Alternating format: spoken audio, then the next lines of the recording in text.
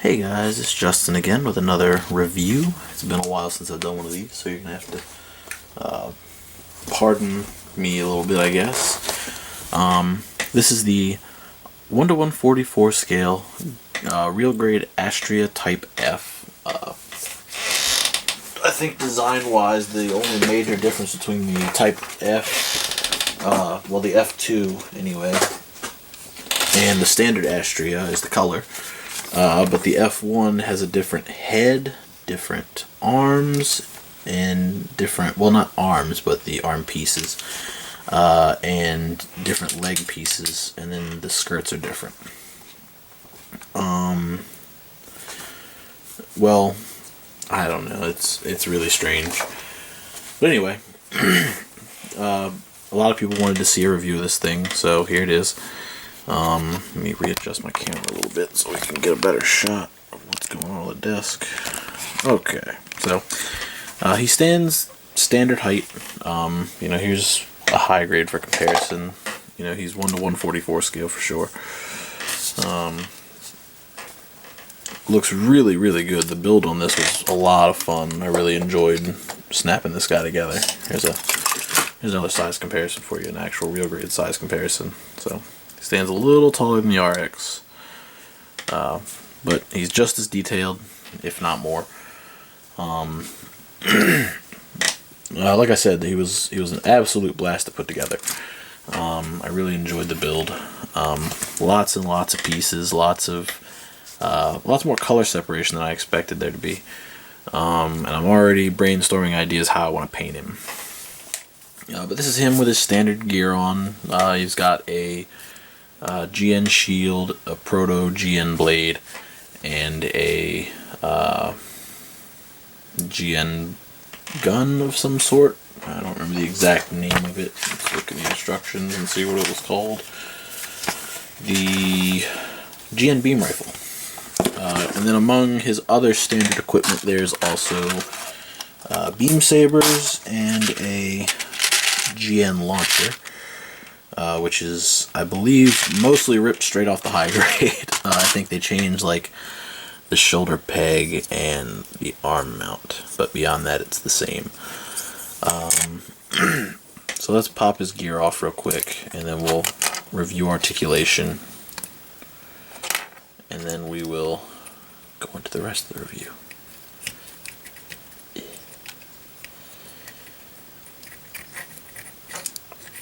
And everything mounts with these little clips, just like the high grade did.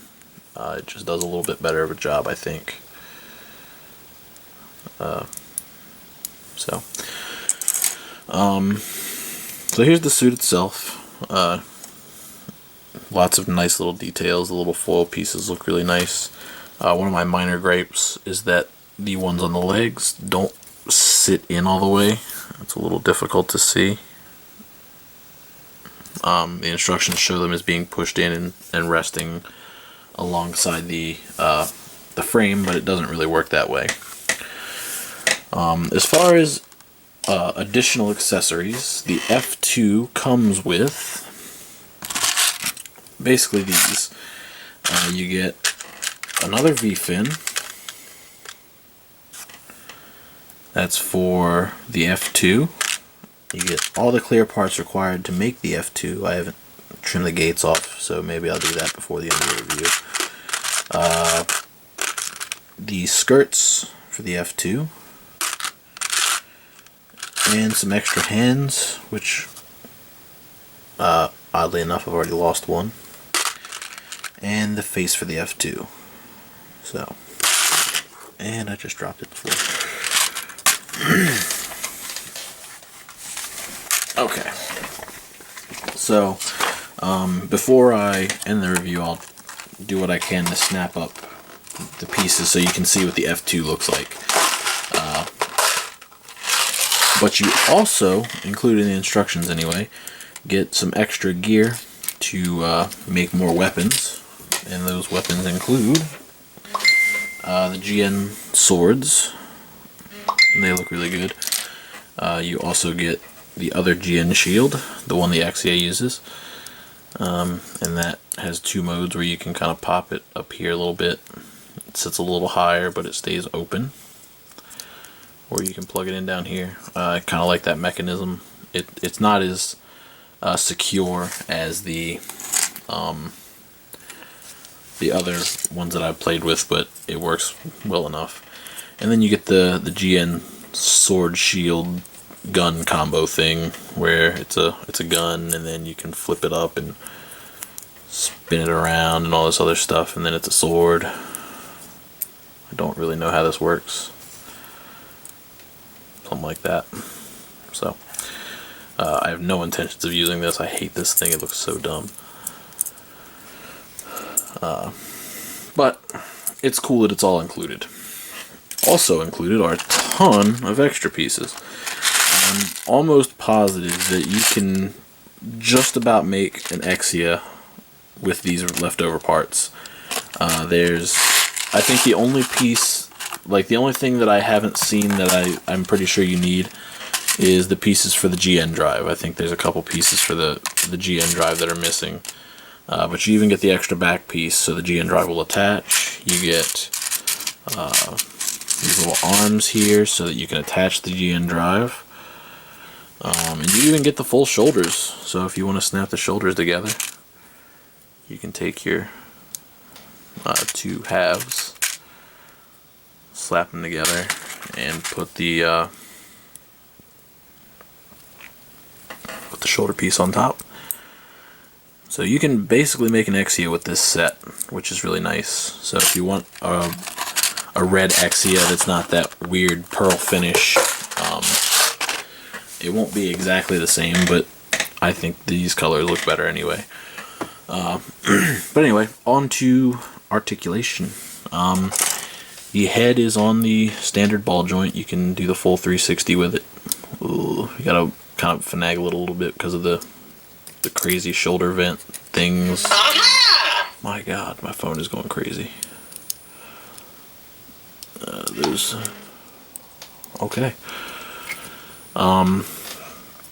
There's a weird like shoulder joint here, so this moves a little bit when you flex the arm. It goes up and down. The arms can go full 360. They can also flex out a little bit. The chest kind of stops that, and the way the construction works kind of stops it as well. You get a really nice double bend out of the elbow. Looks really good. Works really well. You get a full rotation below the shoulder, full rotation at the wrist, and you get a bunch of different hands to play around with. This is the closed fist. Over here you've got the standard RG 3-finger trigger finger with the joint in all the fingers. The waist has a pretty good amount of movement. There's lots and lots and lots that goes on here.